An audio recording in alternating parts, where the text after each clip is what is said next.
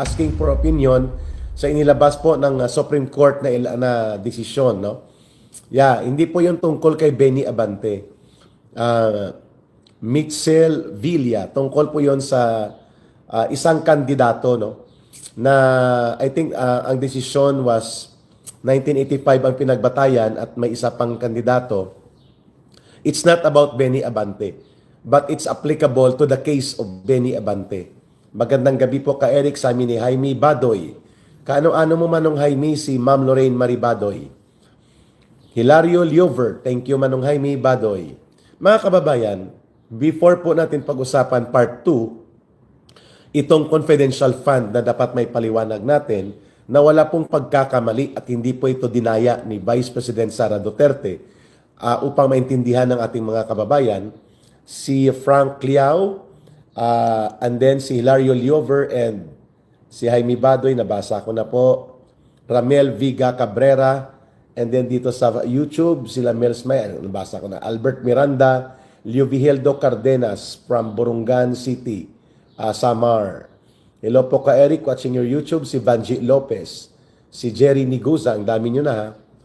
The decision of the Supreme Court na nagsasabi po as penned by Supreme Court Associate Justice Gerlan ay kanya pong ini-emphasize dito sa desisyon ng Korte Suprema na ang pagkakapa-disqualify o kung na-disqualify ang isang kandidato na nanalo at for whatever legal reasons and basis ay hindi po automatic na ang number 2 or second runner ang uupo. And for that matter, sa kaso po ni Benny Abante, dalawa lang naman silang tumakbo, no? Si Congressman-elect and na-proclaim na po ito, Joey Uy at si Boy Banal na Aso Santong Kabayo Benny Abante.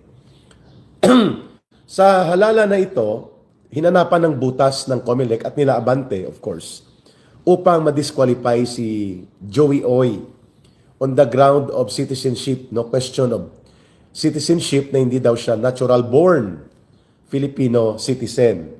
Siya daw ay mayroong dapat ipatunayan na ang kanyang mga magulang ay mga Filipino citizen, no? Bagamat ipinanganak at lumaki sa Maynila si Joey Uy according sa pagbubutas ng sindikato ng COMELEC. Kasama of course diyan si Benny Abante. Para ma-disqualify si Joey Uy, edi ang magiging kongresista according sa kay Benny Abante at sa COMELEC, si Benny Abante. Dahil siya ang second runner, no? Dalawa lang naman sila. Pero may ruling na inilabas ang Korte Suprema na hindi po automatic na kung na-disqualify ang winner doon sa ginanap na halalan, hindi automatic na ang second placer, and for this matter si Benny Abante, applicable ito sa kanya, no? Ay hindi siya makakaupo kaagad. Bakit? Anong sabi ng Korte Suprema? Ang sinasabi ng Korte Suprema, hindi po automatic na ibinigay ng taong bayan ang mandato nila sa second placer, kaya nga siya hindi nanalo. Ang nanalo, yung first placer, yung talagang ibinoto at nag-resulta sa eleksyon na siya ang nanalo. Ngayon, if there will be legal basis, no, granting na legal, may tamang batayan, granting for the sake of discussion, na may tamang legal na batayan, ang sindikato na operasyon ng COMELEC para iproklama itong si Boy Banal na Aso Santong Kabayo Benny Abante, mga kababayan, hindi automatic that it will favor kay Benny Abante. Kung sakali mang legal ang disqualification, laban po kay Joey Uy. Anong sabi ng Korte Suprema? The correct procedure kung mawala ang winner sa eleksyon ay hindi ang pag-replace ng second winner, kung hindi ang pagsasagawa ng panibagong eleksyon in that particular instance. So ibig sabihin po, ang dapat gawin ng COMELEC ay magpatawag ng special elections para dyan sa 6th District of Manila according to the wisdom and jurisprudence of the Supreme Court, mga kababayan. I think this is en banc decision, no? Pag en banc decision na po, it will become a SCRA, Supreme Court Ruling Annotated. So pag SCRA na po, yan ay magiging jurisprudence. Ang jurisprudence po ay bahagi ng ating mga batas. Pag sinabing jurisprudence, decided case with finality sa Supreme Court. Ayan. So kung jurisprudence po ito, ang naging desisyon ng Korte Suprema hinggil sa may kahalintulad na kaso ni Benny Abante, ibig sabihin po, hindi automatic na si Benny Abante ang uupong kongresista sakaling mapatunayan na legal ang pagkakadiskwalipika kay Congressman-elect Joey Oy. No? Kinokontest pa kasi ito eh. So ngayon, ang mangyayari dyan, hindi rin makakaupo dapat si Benny Abante. Because, according to the jurisprudence as a decided case by the Supreme Court, that it will need another special election or another conduct of election upang makuha talaga ang sentimiento at mandato ng mga electorates in that particular area, in that particular instance. Ayos?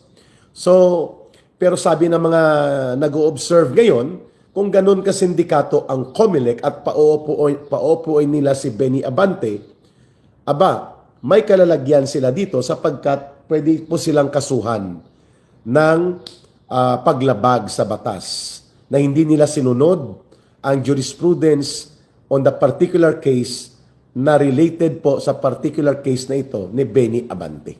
So, mukhang maglulupasay at maghuhuramentado nito si Boy Banal na Aso, Santong Kabayo Abante.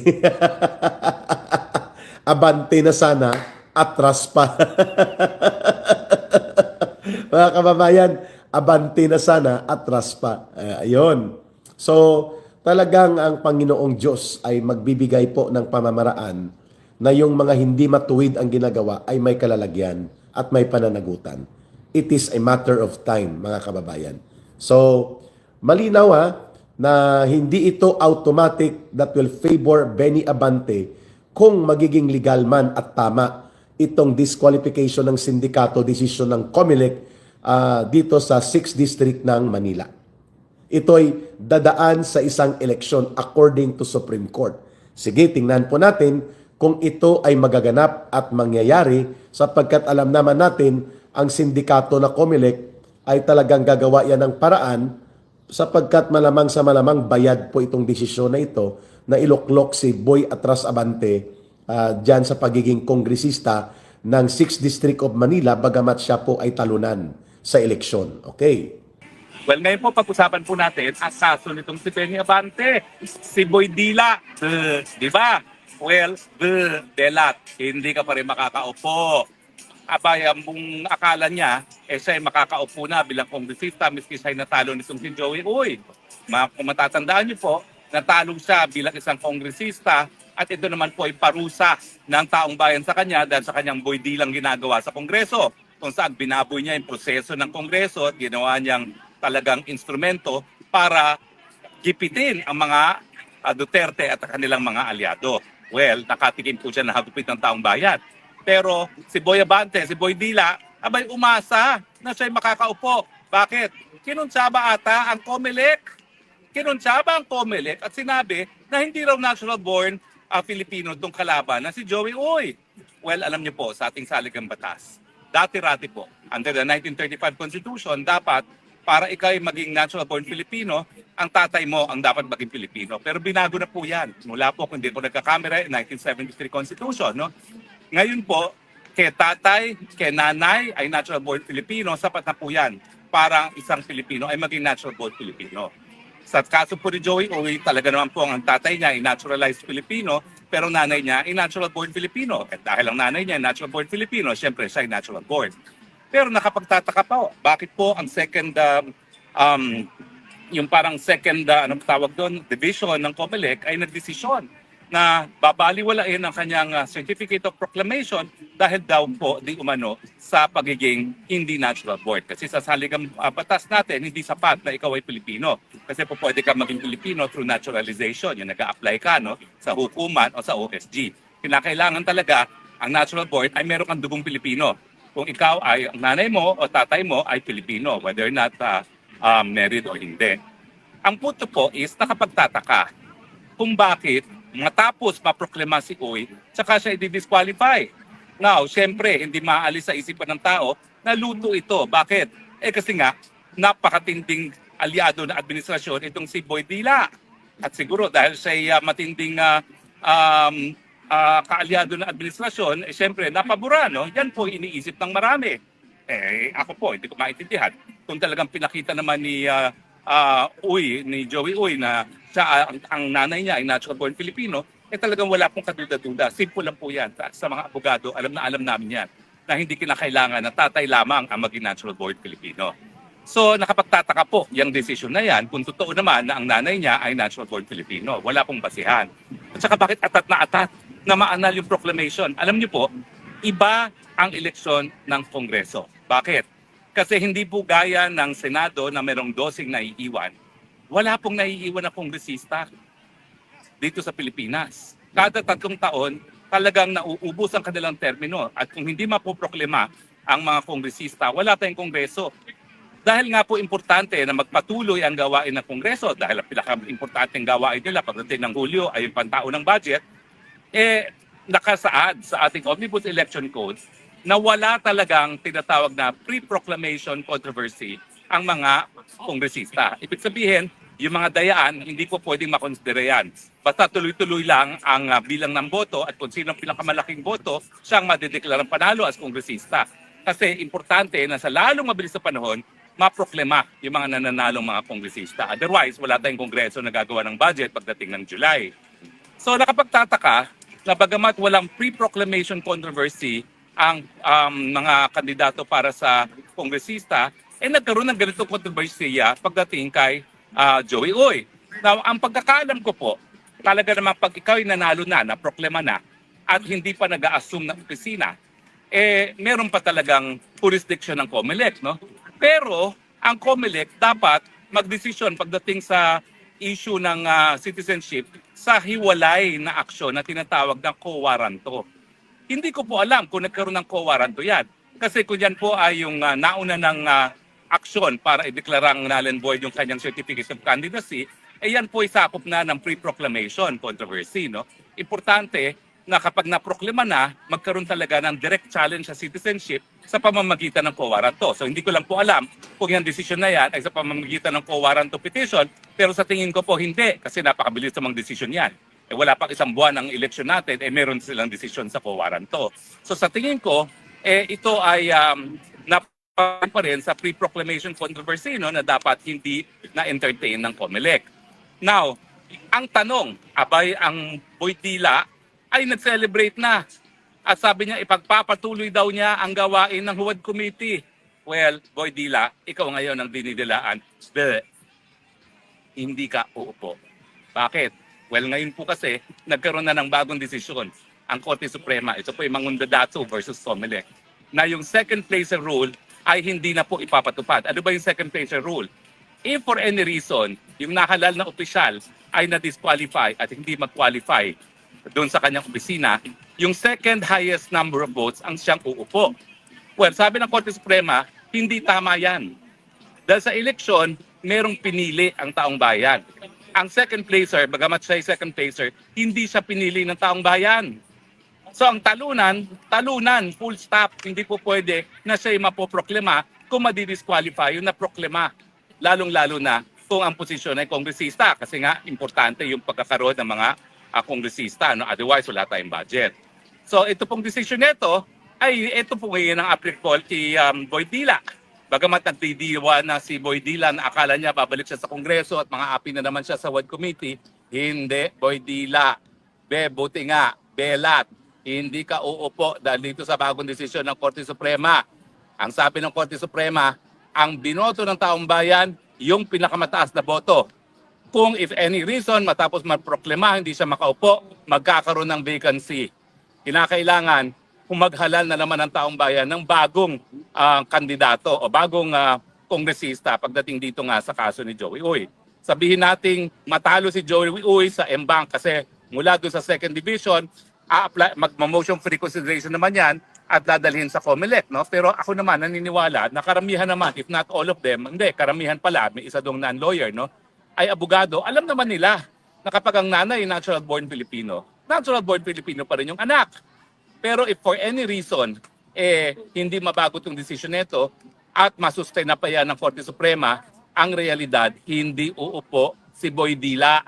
Kasi Boy Dila, kinakailangan ikaw ang nanalo bago ka makaupo. Ikaw ay natalo. At ang sabi ng Korte Suprema, hindi mabubura yung pagkatalo miski pa ma-disqualify yung nanalo.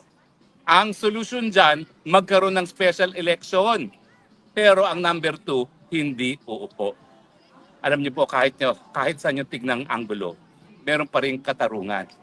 Si Boy Dila na ginamit ang ating Kongreso bilang isang institusyon para instrumento ng pagigipit sa mga taong gaya ko.